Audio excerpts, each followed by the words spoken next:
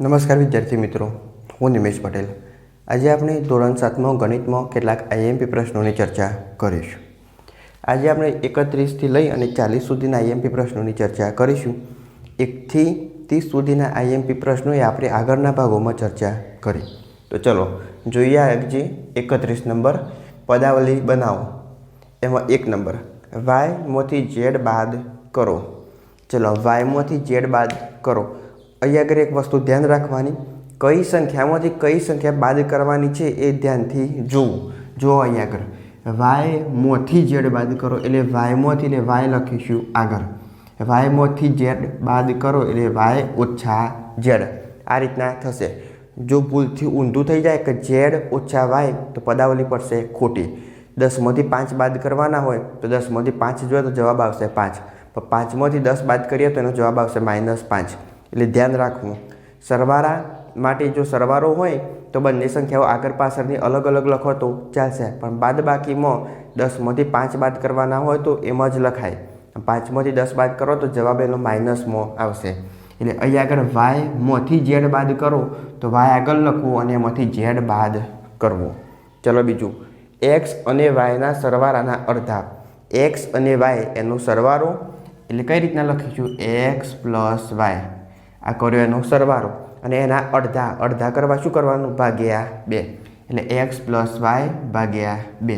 તો જુઓ અહીંયા આગળ x અને yના સરવાળા અને એના અડધા એટલે x પ્લસ y ભાગ્યા 2।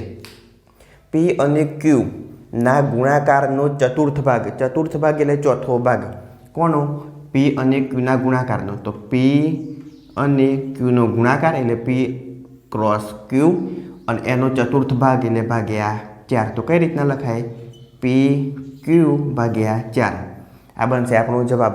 p અને q એનો ગુણાકાર અને એનો ચોથો ભાગ એટલે p q ભાગ્યા 4। અહીં આગળ વચ્ચે કોઈ નિશાની ના હોય તો શું હોય, ગુણાકારની નિશાની આવેલી હોય।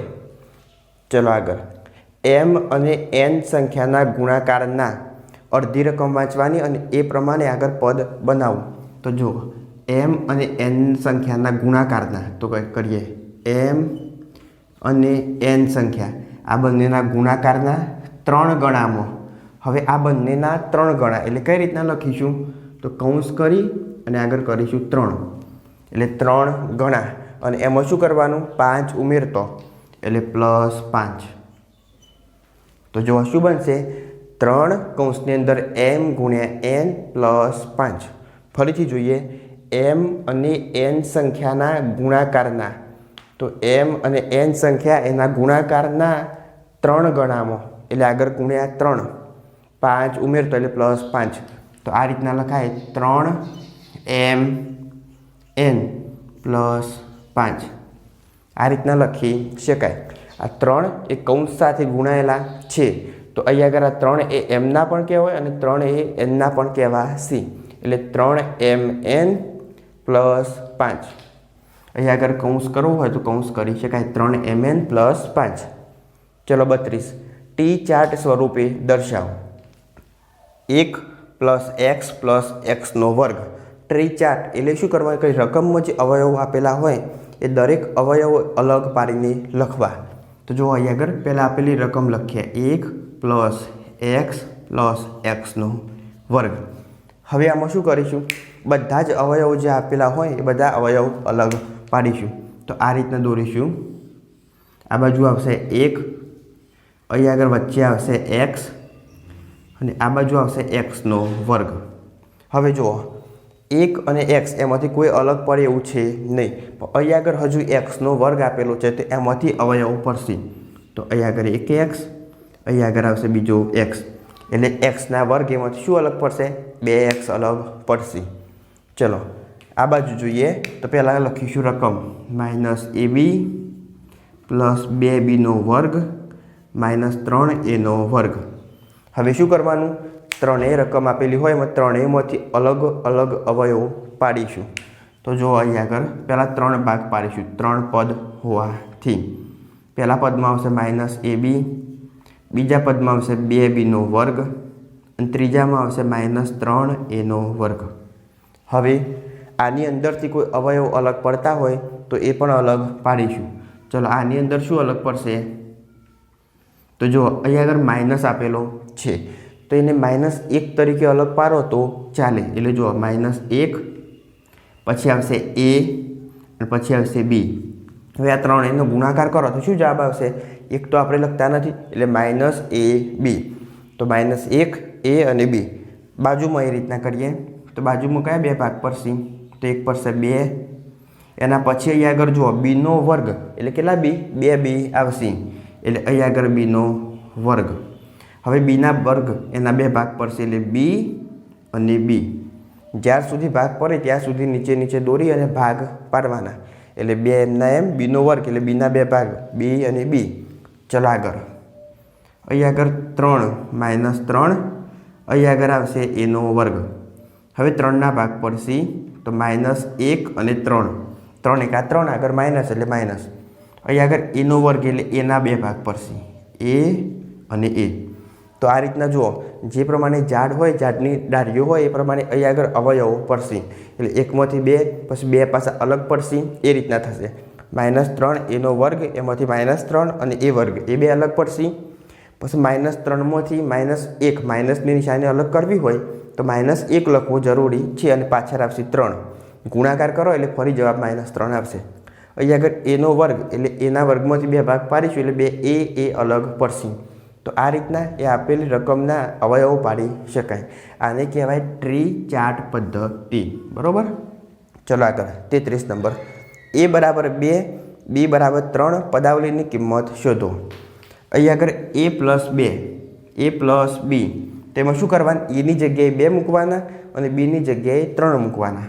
તો ચલો a પ્લસ b એની જગ્યાએ 2 પ્લસ બીની જગ્યાએ 3 તો 2 વત્તા 3 એટલે આવશે જવાબ 5. એની જગ્યાએ 2 મૂકીશું બીની જગ્યાએ 3 મૂકીશું 2 વત્તા 3 એટલે જવાબ આવશે 5.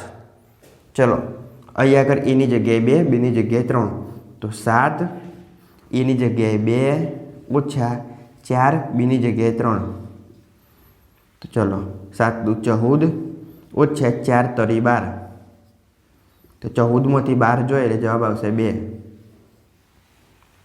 એટલે જવાબ બનશે 2.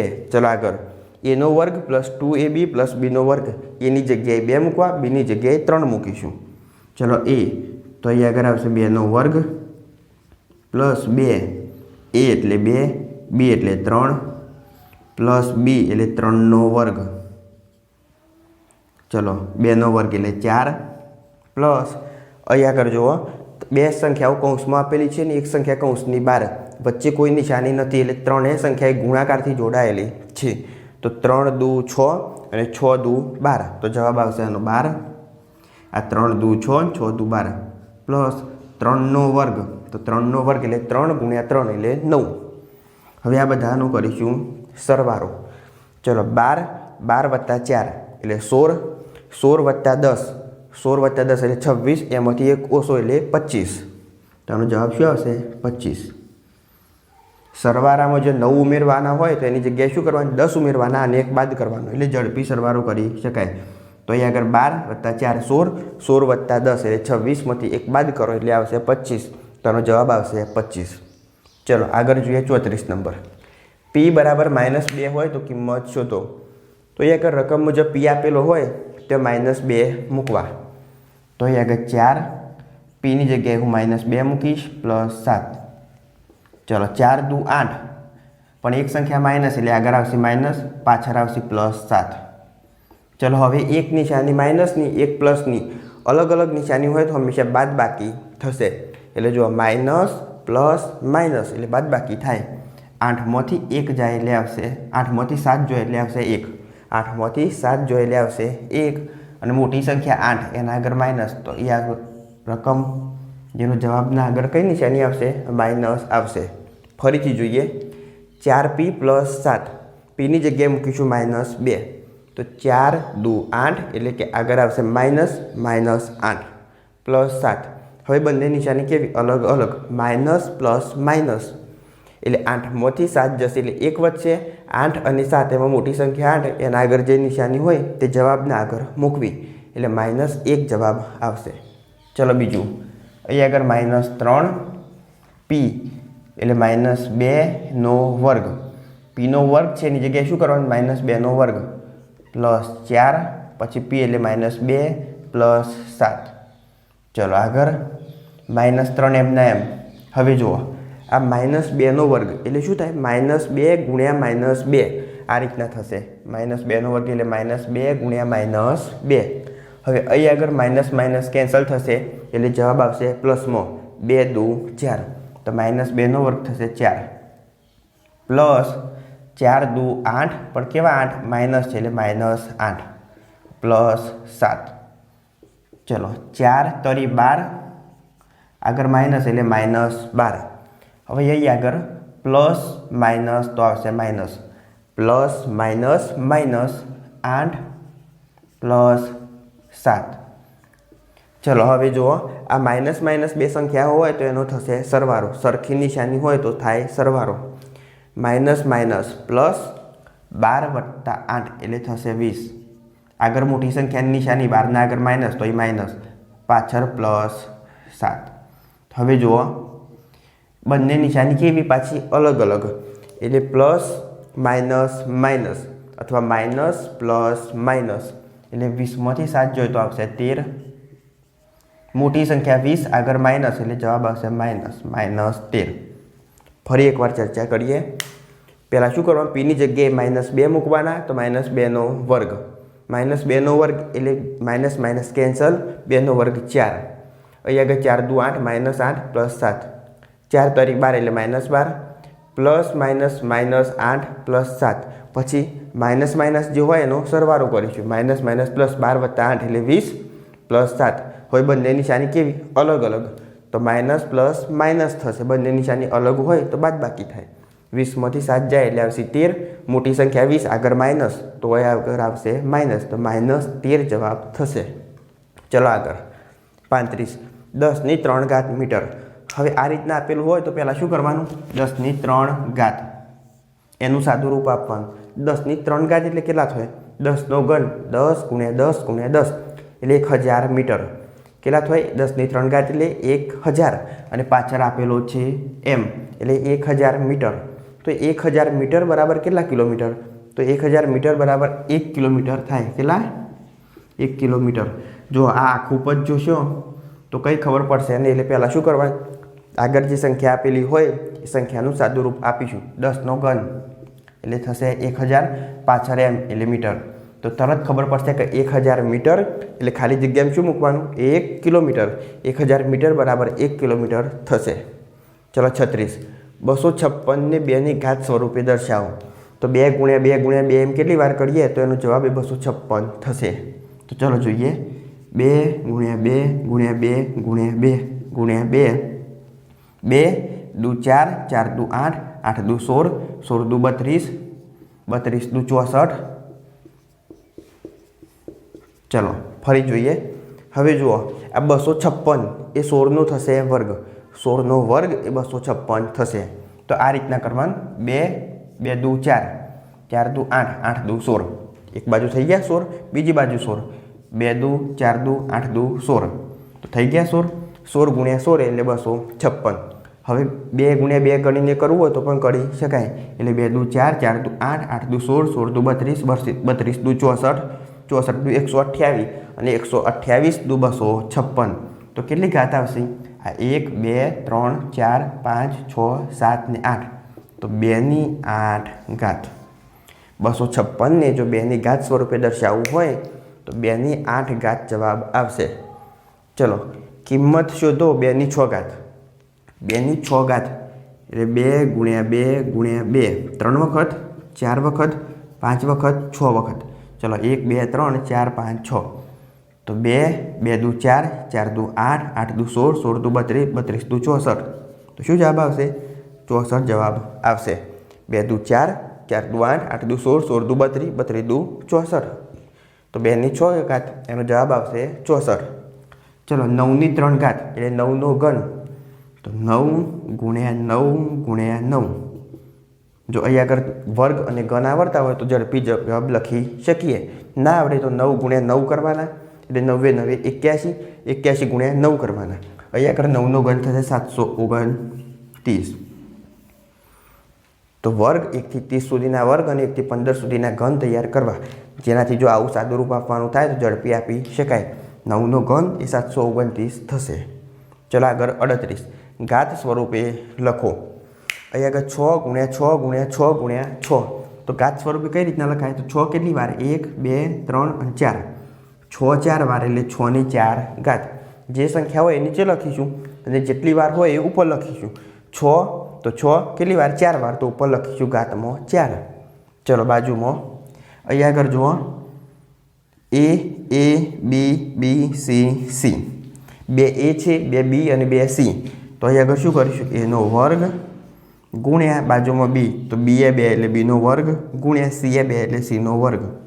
તો A નો વર્ગ પછી મૂકીશું ગુણાકાર, પછી B નો વર્ગ ગુણાકાર, પછી C નો વર્ગ. ચલો એ રીતના આગળ. એ આગળ 5નો વર્ગ એટલે 5 ની 2 ઘાત ગુણ્યા 7 ની 3 ઘાત, તો 7 ની 3 ઘાત. બે અલગ અલગ સંખ્યા હોય તો વચ્ચે ગુણાકાર કરી અને એ સ્વરૂપે દર્શાવું. એટલે 5 ની 2 ઘાત ગુણ્યા 7 ની 3 ઘાત. ચલો બાજુમાં 2 ની 2 ઘાત અને a ની 2 ઘાત, તો 2 ની 2 ઘાત ગુણ્યા a ની 2 ઘાત. તો આ રીતના સંખ્યાઓ ઘાત સ્વરૂપે દર્શાવી શકાય. ચલો આગળ 39. 39માં જે બે રકમો આપેલી છે ધ્યાનથી જોવી. એ યાદ રાખવા જેવી વસ્તુઓ છે, ક્યારેક આમાં ભૂલ થતી હોય છે. ચલો જુઓ, 1 ની 100 ઘાત એટલે 1 ગુણ્યા 1 ગુણ્યા 1 ગુણ્યા 1 એમ 100 વખત કરીએ તો એનો જવાબ શું આવશે? તો જવાબ આવશે 1 જ. 1 ની 100 ઘાત કરીએ તો એનો જવાબ આવશે 1. અને 100 ની 1 ઘાત એટલે 100 જ, તો એનો જવાબ કેટલો? 100. 1 ની 100 ઘાત એટલે 1 ગુણ્યા 1 ગુણ્યા 1 ગુણ્યા 1 એમ 100 વખત કરીશું તો જવાબ કેટલો રહેશે? 1 જ રહેશે. અને 100 ની 1 ઘાત તો જવાબ આવશે 100 જ. ચલો 40. 0 ગુણ્યા 10 ની 2 ઘાત એટલે 10નો વર્ગ. તો અહીં આગળ 10નો વર્ગ કરીશું એટલે એનો જવાબ આવશે 100. 10નો વર્ગ 10 ગુણ્યા 10 એટલે 100. પણ કોઈ સંખ્યાનો 0 સાથે ગુણાકાર થાય એટલે શું આવશે જવાબ? જવાબ આવશે 0. 0 ગુણ્યા 10નો વર્ગ તો જવાબ આવશે 0. ચલો આગળ 809 એની 0 ઘાત. આપણે આગળના ભાગમાં પણ જોઈ લો કે કોઈ સંખ્યા હોય, કોઈ સંખ્યાની 0 ઘાત હોય એટલે હંમેશા એનો જવાબ આવશે 1. કોઈ પણ સંખ્યા હોય એ કોઈ પણ સંખ્યા એની 0 ઘાત એટલે જવાબ આવશે 1. અહીં આગળ 125ની 0 ઘાત હોય તો 125ની 0 ઘાત હોય તો જવાબ શું આવશે? 1 જ આવશે. કોઈ પણ સંખ્યામાં 125નો સમાવેશ થાય એટલે કોઈ પણ સંખ્યા એની 0 ઘાત તો જવાબ હંમેશા આવશે 1. તો અહીં આગળ આપણે 31થી લઈ અને 40 સુધીના દાખલાની ચર્ચા કરી. બાકીના દાખલા એ આપણે આગળના ભાગમાં જોઈશું. જય હિન્દ, જય ભારત.